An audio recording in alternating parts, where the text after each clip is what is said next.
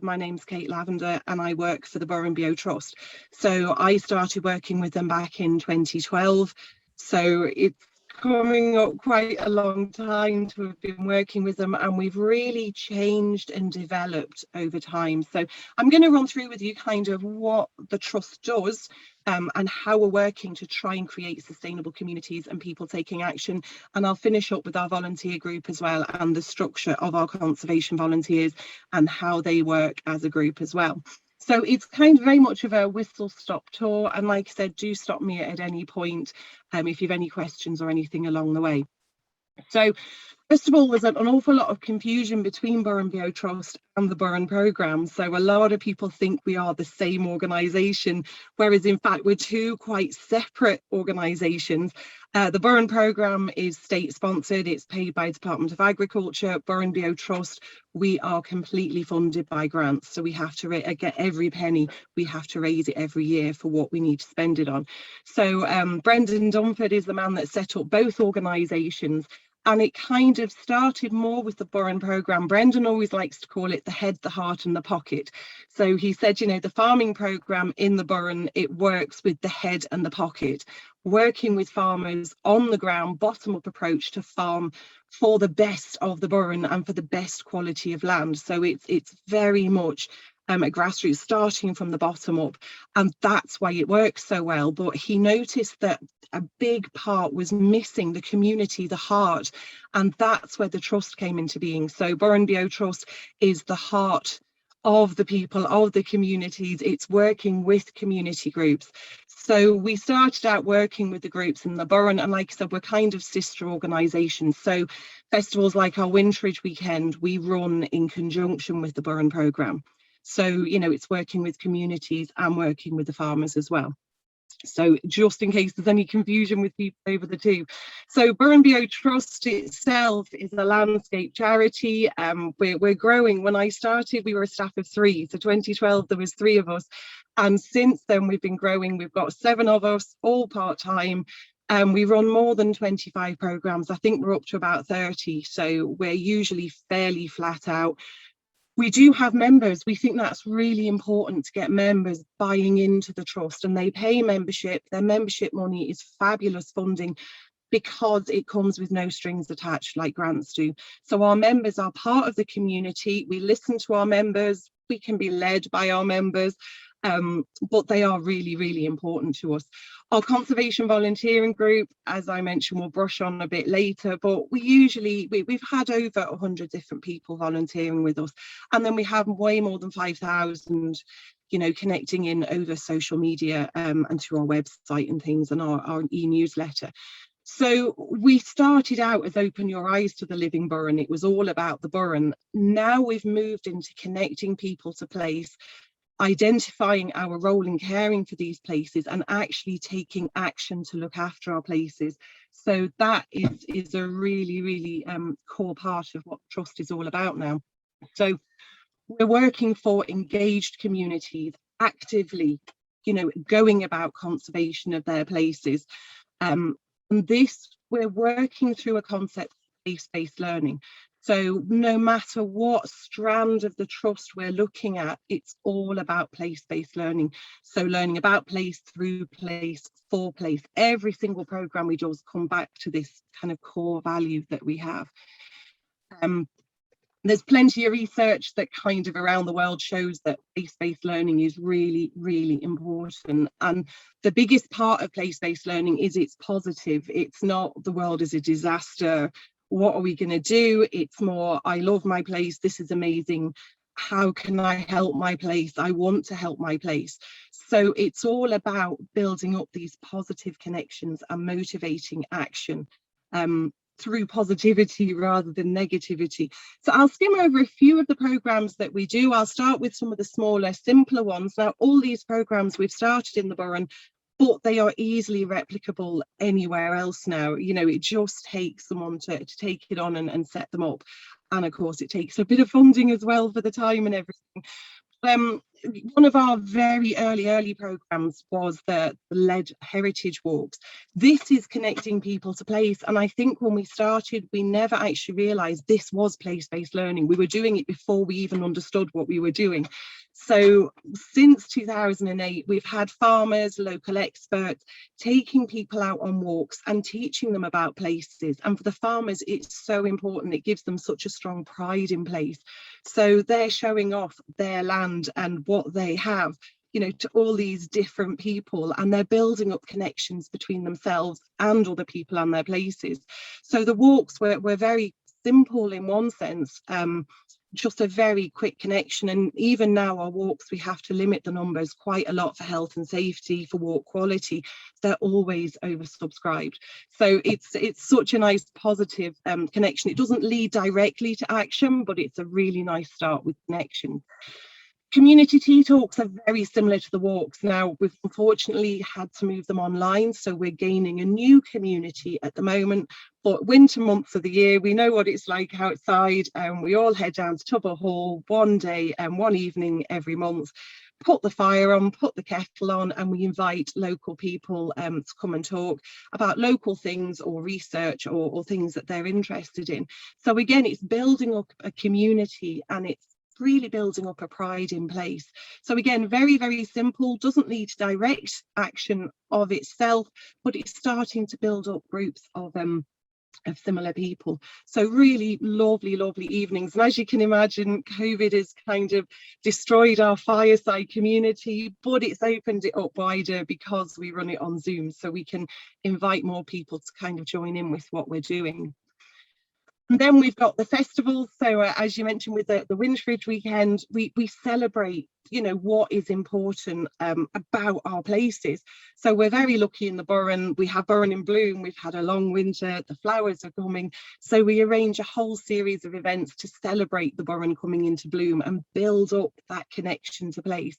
And then we have our Winchbridge Weekend, which was just a couple of weekends ago, where we celebrate the odd tradition of reverse transhumance in the Burren, where the farmers move their cattle from the lowland up onto the highland, and it's celebrating and showing what an important tradition that is and why we need to keep that up. So again, it's building up the pride of place with celebrating local traditions.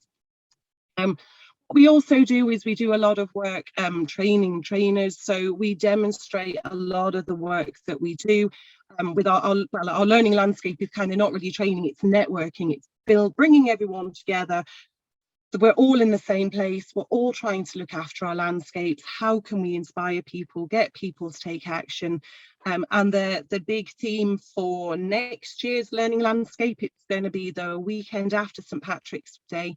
So an evening event and then workshops all day over the weekend, and it's getting community educators together, sharing their ideas of how they connect people to place. But the theme this year is taking action. How can we inspire people to take action through their strong connections to place? So it's a lovely event. Again, the last 2 years it's been online. Online is good because we can reach a wider audience, but you really miss that feeling on the ground of all being out there together. So next year we're really looking forward to that. And like I said, training the trainers. So we find community educators, we invite them to come for a weekend, and we just run through our methods of how we try to connect people, how we try to inspire action. So really, really nice. And also, you know, it's a sharing of ideas. We're not always saying our way is right. All our programs have evolved very biologically. You know, we've learned on the ground what works and what doesn't work, and we meet other people, take their ideas in and build them into what we're doing as well. So, you know, you're never alone out there, and it's not all just down to your ideas, it's sharing ideas as well and getting that feeling of community again. When we move on to what we do with children and in schools and communities, we have another kind of education programme. This is much more directly focused now on taking action. This picture might be a bit of an odd one to show on the screen, but it really highlights the lack of connection we have with our own places. So you show children, even amazingly up to university level, these two creatures, and automatically they'll identify with the lion. They know what the lion is and where it lives and what it eats, but they don't know the animal on the left, the pine marten. It's one of our 27, I think it's 27 native mammals. And amazingly, I was out with environmental scientists, third years, from a Dublin university, which I'm not going to name, and it was an Irish student asked, what fauna do you get in the Burren? And I said, oh, we have the famous pine marten. He went completely blank. He'd never heard of the pine marten. Living in Dublin now, maybe he lives in his own world. And for me, for school children, fair enough, not all of them will have been exposed to the, you know, a very secretive animal of their own country. But for a third year environmental science student, I was actually pretty surprised that that lack of knowledge was there as well about their own kind of native fauna. So that kind of really did highlight to us the importance of connecting children and younger people to their places too, because they're the ones that can take action, and they're the ones that are going to, you know, carry on our work into the future. So again, an awful lot of research has been done. Well, what we're doing now is we're backing up the work of the Trust with research and, you know, evidence-based, I'm trying to think of the words, results and things to show what we're doing is actually working. So if you can connect your place, you are a much better world citizen. So this is really, really important. Knowing about where you come from just gives you a stronger connection to place, and it helps you contribute more to the larger world. So there's a lovely quote there from Jane Goodall, which is my favourite quote and my favourite photograph from working with children. You know, if you understand, you care. If you care, you'll help. And if everybody's helping, then we can save it all.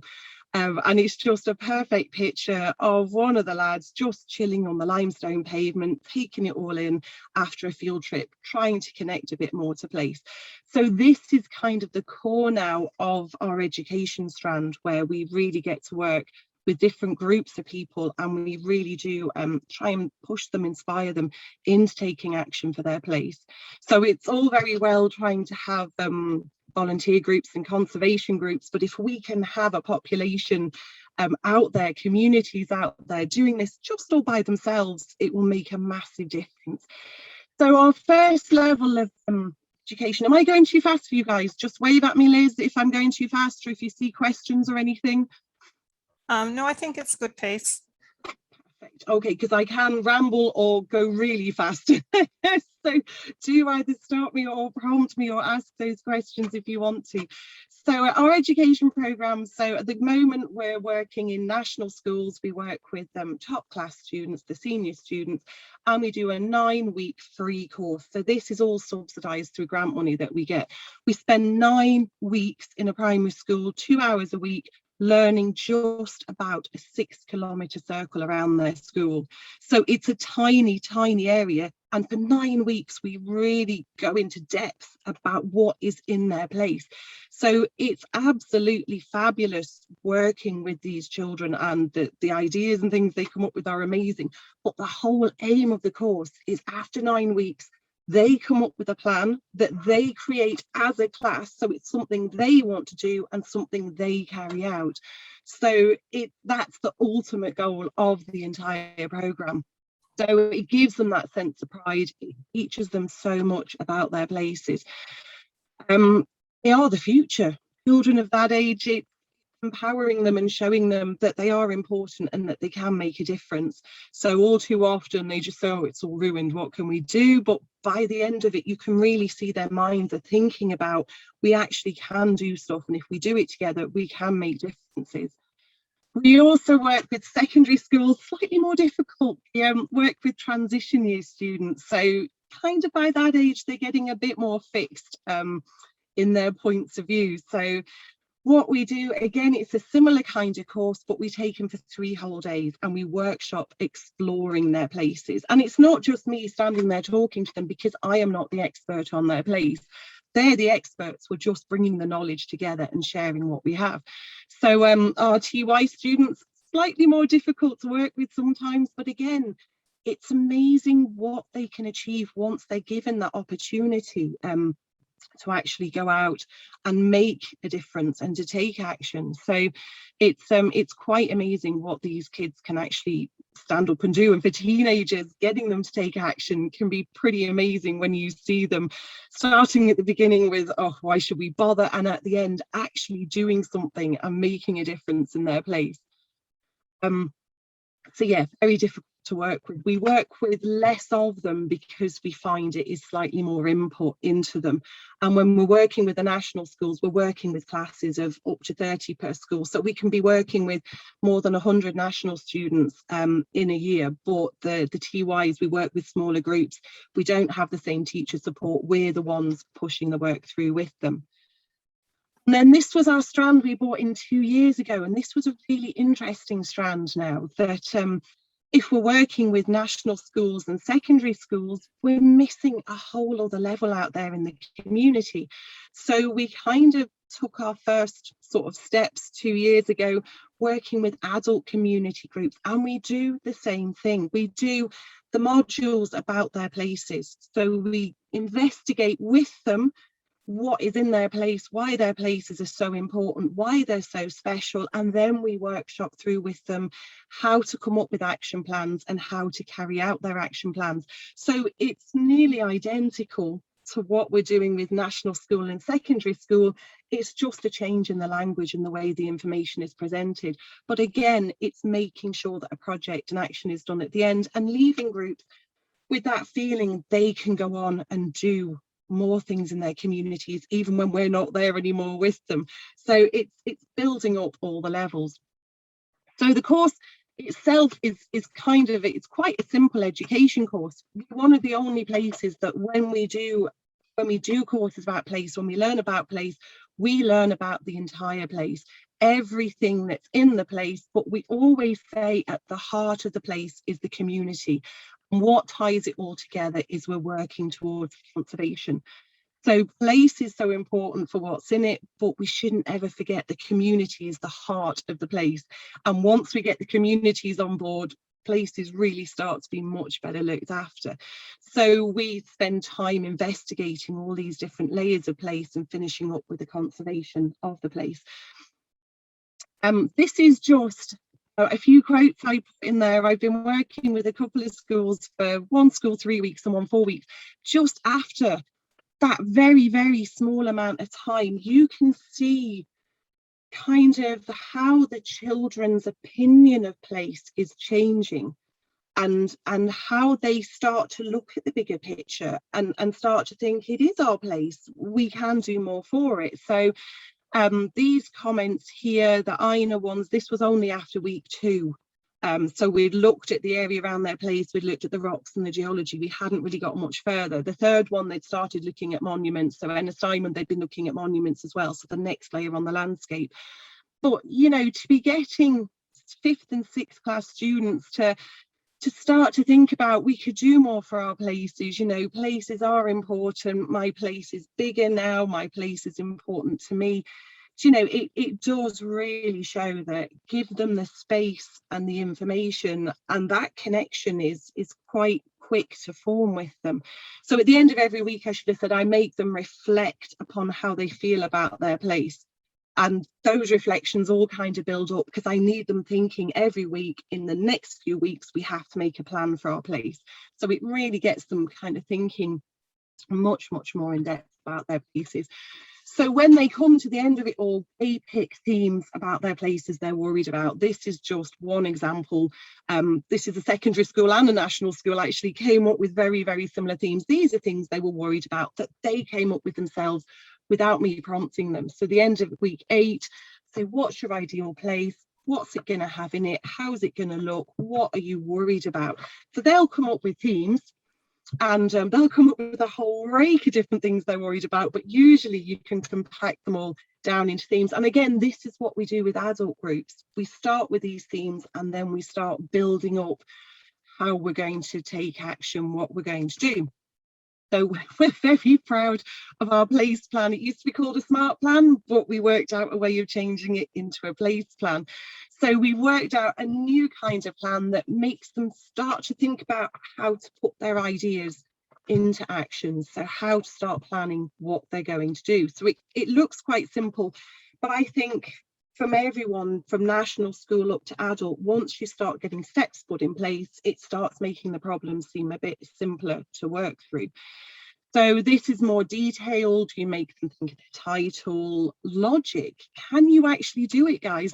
Chris, one class who were lovely, and they wanted to have a museum of all the fabulous artifacts of their places, and it was a beautiful idea to share their knowledge, but I kind of have to pull it back in a little bit. Can we actually do this in the next couple of months with what we have in the school? So you know, they have these amazing ideas, and sometimes it's making them smaller, or sometimes it's saying, yeah, we can do the whole big picture, see what they're looking for. So they break it down themselves into activities. What are we going to do? Who's going to do the poster? Who's going to talk to people? What date will we have it done by? Committee, who's going to be the ones there helping people, making sure it gets done? But the last bit is really important, the evaluation. How do you know that your project is done? How do you know you've made a difference in your place? So it really starts to get people thinking about what they want to do and how they're going to do it. So fairly simple steps once you build it up. And then finally, usually in the classes, you'll end up with 5 or 6 different plans that are all fabulous. But this is a really nice way of getting every group to start thinking about which actions they might take first. So an impact effort matrix, where you literally brainstorm as a group, okay, this project, what kind of effort is it going to be to make it happen? What kind of impact will it have on the ground in your place? And obviously we're aiming for any kind of project to fit in here into the top right hand. So it's going to be fairly low effort, but fairly high impact. And other projects, you know, they might fall into slightly different categories. You can work at tweaking them. How can we make them slightly easier to achieve, but still have a fairly high impact? So usually by the time we've got this far and we're looking at it on the graph, then the people are usually fairly quick enough to kind of work out which project they'll do. But we never throw away any of the projects that don't get done. We always say keep them, give them to the schools, green schools committees, the ideas that are there for the future. And then groups take action at the end of the programme. So they actually get out there and they do something. And this is so important, because by taking the action, they've seen they can do it. And it does give them an absolute boost when it's done. So this is a Gort Community College. And some of the girls in that group made their own raised beds in the woodwork class. They had a bit of soil and they filled it up, and we got a bit of funding and we got them some pollinator plants. Not a massive pollinator garden, but it's a start, and they can see it every day when they come on into school, and they'll see it grow and they'll see it develop. So kind of a lot of what we're working through really is what are the barriers to taking action, and how can we overcome those barriers?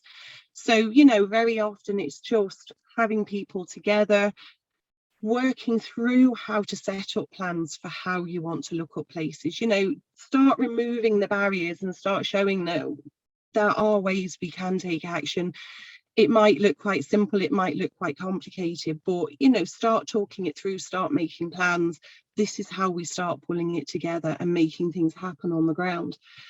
So these are the examples now of what different groups have actually gone on to do when they've finished doing the course with us.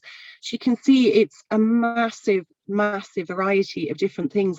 I'm always quite negative in schools. I think, oh, they're just going to want to do a litter pick again, that's all. But they come up with the most fabulous ideas. There was one girl, quite a young girl in the class now. If we can adopt a tiger, why can't we adopt a piece of land, a bit of the school ground? Why can't we be looking after it and use those ideas? So I'm always amazed, and I'm really inspired from what younger people come up with and what ideas they have inside them. It's just giving them that forum and space to come out with them and actually work through and get things done. So it is pretty amazing what they come up with. And again, when we come back to the final reflections, there's just a couple of my absolute favourite reflections down in here. And this one now was a national school student from Gord. So by the end of the 9 weeks, they've made their plan, they're about to carry out their plan. Oh, sorry. How are you doing? Is that a question, or is that just the lady from the Burren talking about the Burren volunteers? I think someone's got their microphone turned on. I'll keep working through.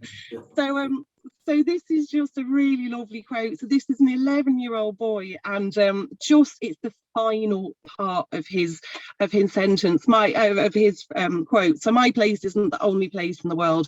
I want to travel the world and make every place my place. So this little seed in this child started with learning about his place, and he now can see how he can transfer that into other places, so make it something bigger. And again, I should have said we called it the Archaeological programme. It's being rebranded because we spend so long having to explain to people what we mean by Archaeological. So it is being rebranded now into something slightly more understandable, we hope. But this was from a secondary school teenage boy, so the programme changed the view of our place dramatically. I wonder if other people care about their places too. So it's actually quite it's very emotional when you're reading through the comments at the end, the things that children are saying, and the adult groups now, we often don't get them to reflect because we find that a lot of adult groups are too polite, so they don't come out with quite the same as children. Children can be brutally honest, so if they don't get a connection, they don't enjoy the course, they're going to tell you they didn't like it. So yeah, we get very different kinds of feedback from them all. But that's kind of a very brief run over most of the programmes of the Trust. The final part of the Trust now is it's taking individual action, starting to take responsibility. So it's leading us into our conservation volunteering group now. So, you know, we have all these education programmes, we have a lot of stuff done by people in the office, training courses, festivals, but this is when we're actually moving into the landscape now and taking hands-on action in the landscape of the Burren. So we have a fabulous volunteer group. We've been going since 2009, would have been our first volunteering event.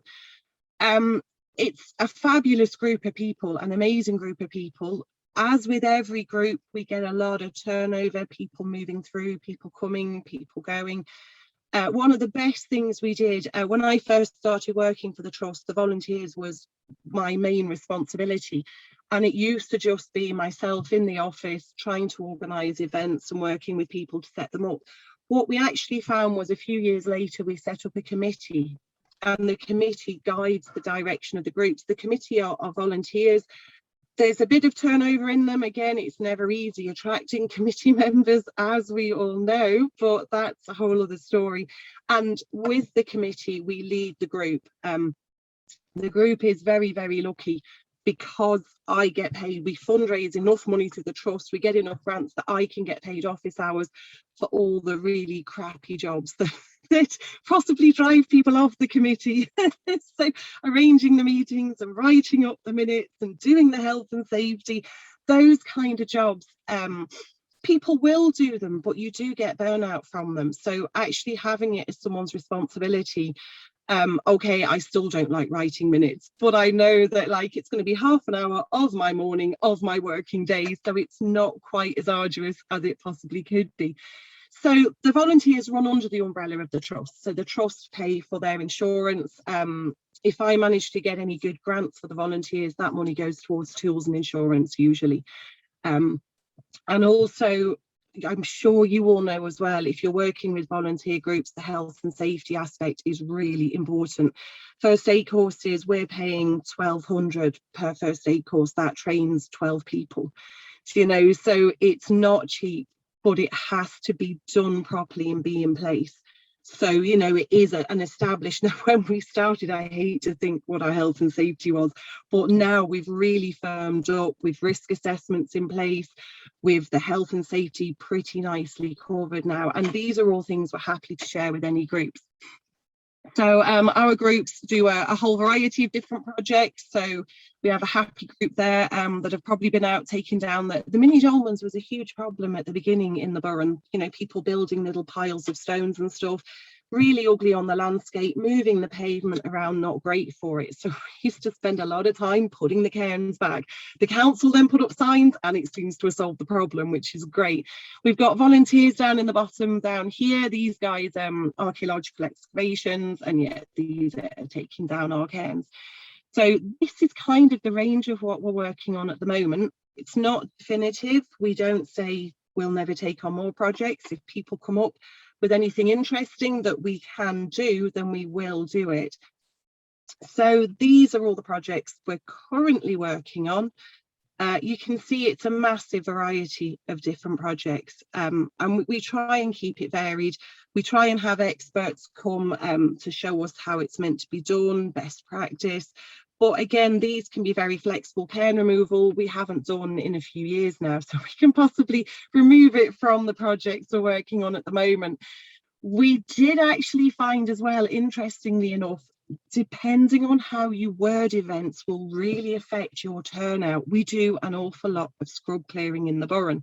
So we clear scrub from around monuments, we clear scrub from around habitat sites, really important habitat sites. If we call it scrub clearing, it seems to put people off, but if you call it habitat management or monument site management, it sounds a lot more interesting, and amazingly we seem to get more people turning up. So instead of saying it's scrub clearing, that is what it is, but it's more linking into what it is actually all about. So you know, when we say we're scrub clearing, especially with the butterflies up in the Burren, if we didn't keep a site cleared back of hazel scrub, we completely lose the habitat where some really important butterflies are breeding, and some of them, the Burren is kind of their stronghold. So, you know, it is kind of very important. Dry stone walling, you can imagine there's absolutely no shortage of in the Burren at all, but again, people love dry stone walling, so fabulous project and a really good workout. Archaeological excavations is very important because local archaeologists can't afford to run digs in the Burren, so they've actually taken a core of the volunteers, they've trained them in how to excavate, how to help with the follow-up work and everything, and now they've got a core they can pull upon.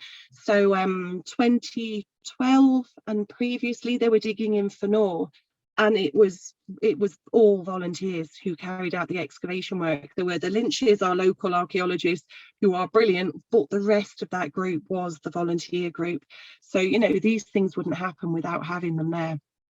For a growing community, we've kind of sort of leveled out. We have to ignore 2021 and 2020 and 2021. We all know everything kind of came to a bit of a halt. But even though we had lockdown in those years, we had 36 and 39 different individuals coming out with us at different points on projects in the year. What I will say is, don't ever get hung up on numbers. This was a really big problem of ours at the beginning.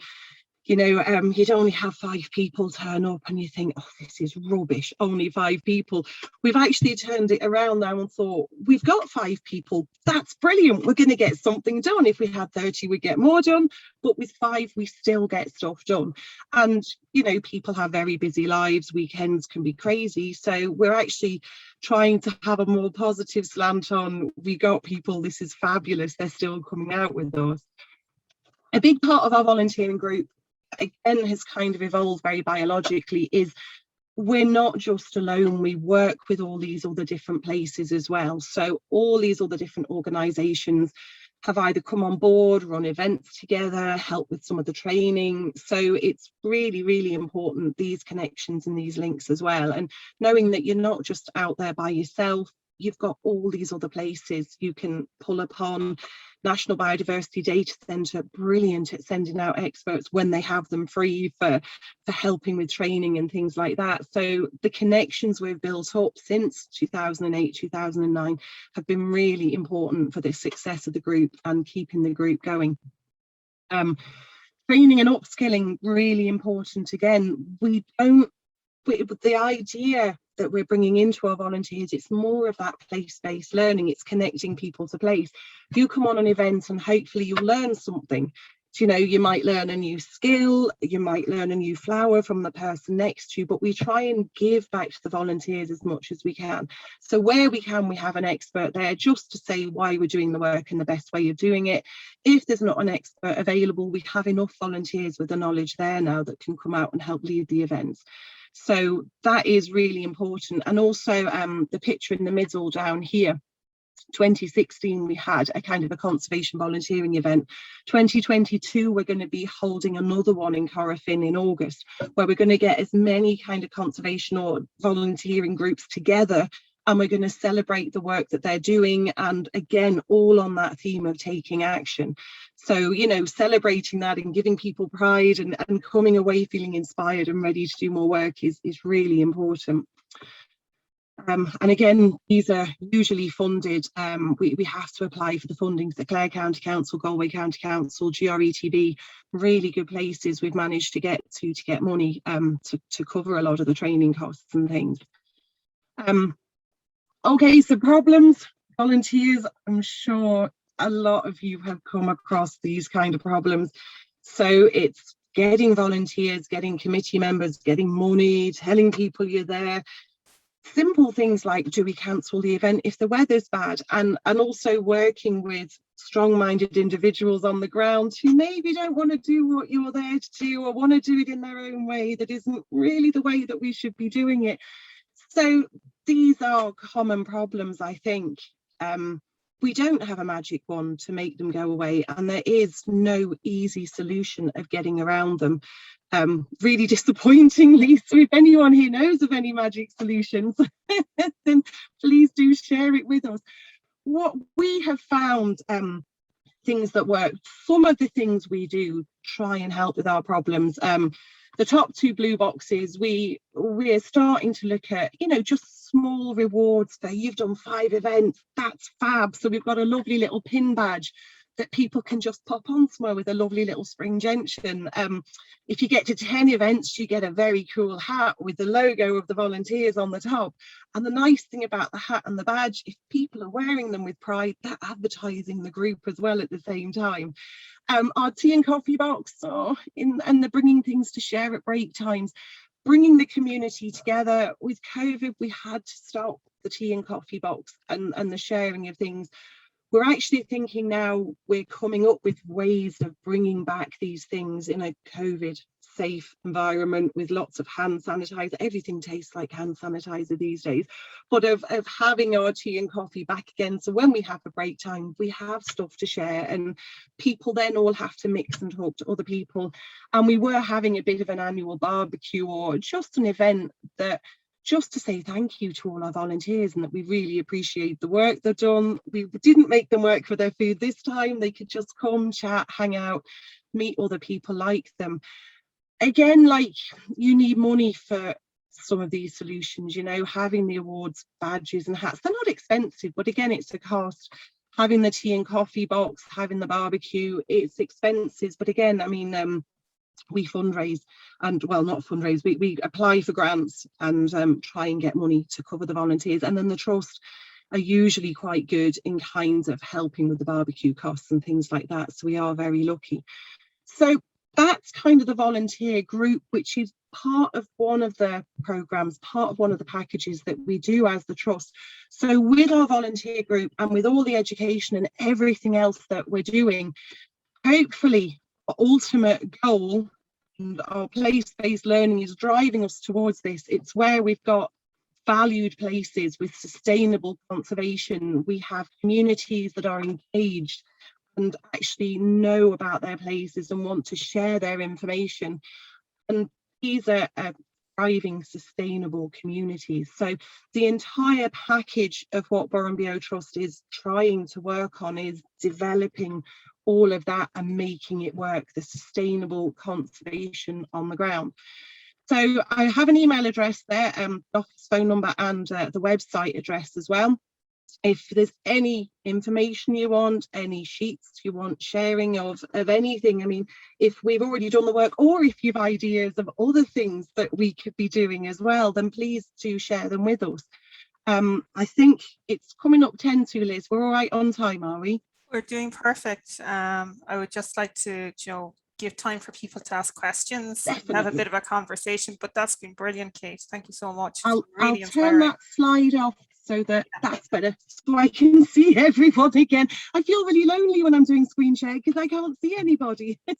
You could have all fallen asleep and I'd never know. So as Liz said, if you've questions or comments or anything. If anyone has any questions, please you can unmute yourselves now. We can have a conversation flowing. But does anyone have any questions for Kate? Yeah, can I ask something? It's Max here. Do you charge the members, or do you call them members? Do they pay a fee, like an annual fee or anything? Yeah, that's a brilliant question, Mike, because this was a big sticking point at the beginning of the trust in whether to charge members or not. Now, we do charge members an annual rate, or they can pay monthly. So we've actually got a very good website set up for it now. But what the idea is, originally the idea was they were buying into the concept. Their membership was to support the work that the trust was doing. That doesn't always work brilliantly because people still expect something back for their money, we found generally. So we do have members only walks and talks now too. So it actually makes them feel like they're getting something special back as well.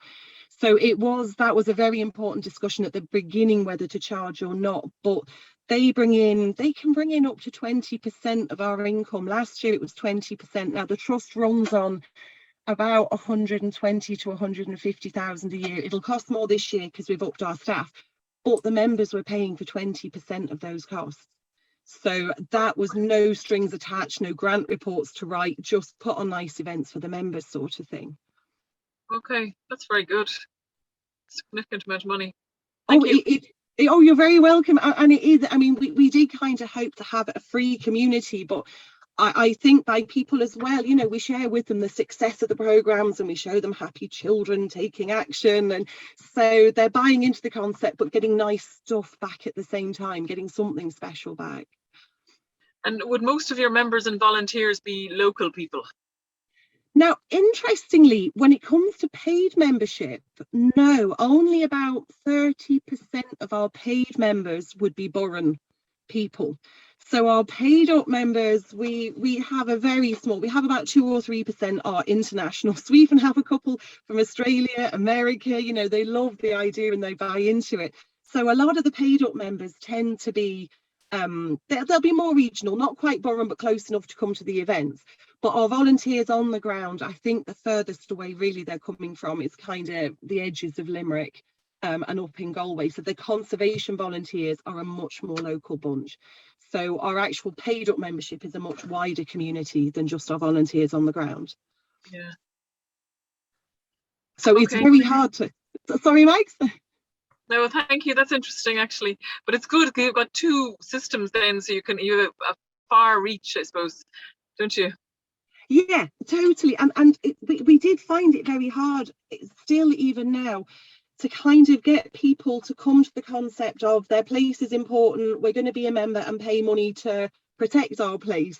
So, when you live there, I don't think you always see the value of your place. But it's building up the value and then getting them to pay up to join your kind of concepts and ideas. So it can be quite difficult, definitely. And I suppose, though, if there's people who can't build a wall or can't go doing whatever maintenance type work and stuff, at least then they can feel that they're part of it and they're contributing financially, or they're part of it in some way, and that so it gives people options. Not everybody has time or the ability to do the actual physical work. So absolutely, definitely that and it works really well together. Does anyone else have a question they'd like to put to Kate or a suggestion for the group? Yeah, just a question, Michael Ewing here. How do you involve people who are physically disabled? Because the landscape of the Burren is not exactly friendly to people who have difficulties moving around. Michael, that is a brilliant question. Currently, we're very bad at it. Currently, we aren't doing anything at all because we don't have the manpower. In the past, we had a very, very good director and we organised once a year We had a wheelchair walk, and we've had a walk for the blind and partially sighted as well. So where they were actually brought into the Burren, we found a safe environment for them, suitable building to start in. And instead of, you know, especially for those in wheelchairs who don't have the mobility to get into the Burren, it was along a Burren road and things were brought to them to kind of share the landscape with them. So it's like you said, Michael, I mean, the Burren is not very accessible, I think, unless you're very able-bodied. It's the least hill terrain. And it's definitely a programme we would love to bring back in, but currently we're just completely flat out at the moment. And it's a really good connection to have as well, I think, with these different organisations too. So if you have any ideas or any connections or anything, Michael, that would be brilliant. I asked that question out of respect as well, because the work you're doing is brilliant and your programme is brilliant. So well done. Thank you. Has anyone else got a question they'd like to ask Kate? Yeah, Liz, thanks very much. Kate, that was fantastic. Thank you very much. A question, just you mentioned about that you have 6 or 7 staff and most of you are part-time. And I was wondering, how does that work? And does it work well both for Burrenbeo and for you as individuals that you're part-time, or is it a struggle that some of the part-time people would like to be paid more and be full-time? You might unpack that a little bit. That's a brilliant question, Micheál. That's interesting on so many different levels. Now, I don't know how, but up until this year, it was an all-female staff with children. So part-time was, it suited very, very well. So that did work. And we have actually come to find that most people like a 4-day week. So a 5-day week, you know, isn't. Now, the option hasn't been there in the past, but it certainly is now. Our grant situation currently, we're actually amazingly with COVID, we're at a very good position. This is why we have 7 staff members. Now, this is going to sound dreadful as well. I think part-time staff nearly give you more work, because I mean, I know very well myself, I'll just come in half an hour early and get that bit finished, or do that in the evening, it'll be grand. But there's an atmosphere to it as well that you never feel resentful of it. The work is not all great. Writing minutes and keeping accounts and dealing with membership isn't great. But the rest of the work kind of seems to be that you don't mind doing the work. So I think everyone that works for the Trust, you know, we know it's a charity, and that's something we take on board. And I think that's what has attracted those people to us. You know, we seem to have a lot of people who give an awful lot. So our staff are fantastic value for money. Don't steal them. So don't offer them a pay rise or anything. But I think part of it is the pay isn't great, the hours aren't fabulous, but it's the concept and the idea that people are working for. So we have been incredibly lucky that all our staff, they're looking for flexibility with their families and their children. We are incredibly flexible with work hours. The office tends to be closed on a Friday just because a lot of people like a 3-day weekend. So I think I'm the only one on a 4-day week currently. I'm the acting manager because the manager's actually on maternity leave. We have another person long-term sick, and then the rest of the guys are anywhere from 16 to 24 hours. So it's our poor staff probably deserve a double pay rise. but like I said, it's the kind of people we've attracted that just put so much into the Trust. So, you know, it does run on a wage system, but there's an awful lot of time given up as well, just purely voluntarily, because they love the work they're doing, or at least that's what they tell me. So, does that answer your question? I'm sorry, Micheál, that was a bit of a ramble. That makes a lot of sense. Absolutely, thank you. Kate, do you mind if I ask a question? It was when you were talking about the farmer-led heritage walks. I suppose because, you know, I love the idea of your pride of place, and I suppose that's one of the things that we might struggle with, because you know, the Burren is world famous and it's obviously a very beautiful. Sometimes, like, our rivers, an awful lot of people don't appreciate them, so it's to develop that, you know, pride of place that your local river is something to be very proud of, but it's how to develop that. How did you get the farmers to, you know, come on board, and do you have land access issues? That's a brilliant question, Liz, because we don't have all the farmers on board. You know, there's always going to be some farmers that are very set in their ways. They don't want you on their land. They're suspicious, and that can be difficult. Now, we're lucky in a sense because we've come up alongside the farming programme. So the farming programme has already started working with farmers on the ground. And I think the biggest lesson they learned was listen to the farmer, because they do not want the man at the top coming and telling them what to do. So it's building up relationships, which is where kind of the place-based education comes in, because if the landowner becomes very proud of their place, they're much more willing to show off their place, and they want to. It's you know, sometimes we'll have too many farmers wanting to show off their places. It's, you know, trying to keep it a bit smaller. But in the beginning, I mean, there are definitely still access problems in the Burren. Farmers do not want you anywhere near their places. We do have favourite sites we'll go back to where we know the landowners are 100% on board with the work that we're doing. So I suppose really the first thing is it's building up that relationship, which can be so difficult, and finding that doorway into the farmers. And creating that pride in what they have on their land, and that you're not there to tell them off and you're looking to see what mess they've made. You're looking to actually see the amazing things that they have there. And it's difficult. I mean, the trust has been going properly since 2008, and it's still something we're working at. And it's so easy to upset people by the comment being taken out of context, or, you know, it's really building up those relationships and keeping them, and that is difficult. It just comes with time and with work. Right. Oh, that's good to know. Thank you.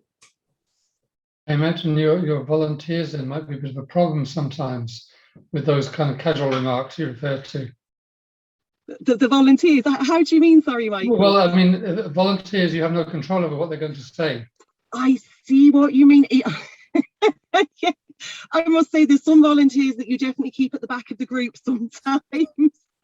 But on the whole, I mean, a lot of the times we work with people that are very positive with the trust, and they have a bit of a sense of humour, which is quite good.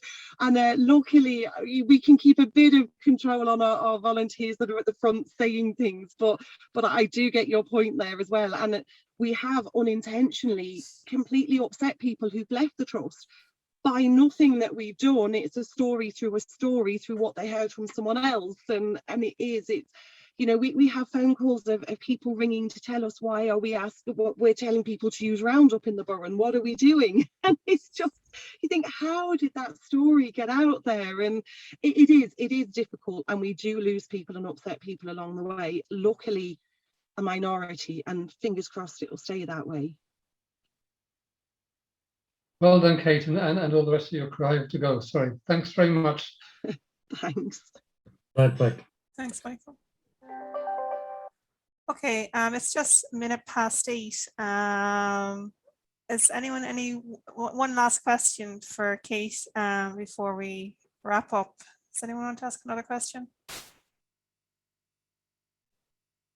Ask Trish, Kate. yeah. Can you hear me? Now we can. Yes, I can, Trish. Hi. Right, okay, great, thanks, Kate.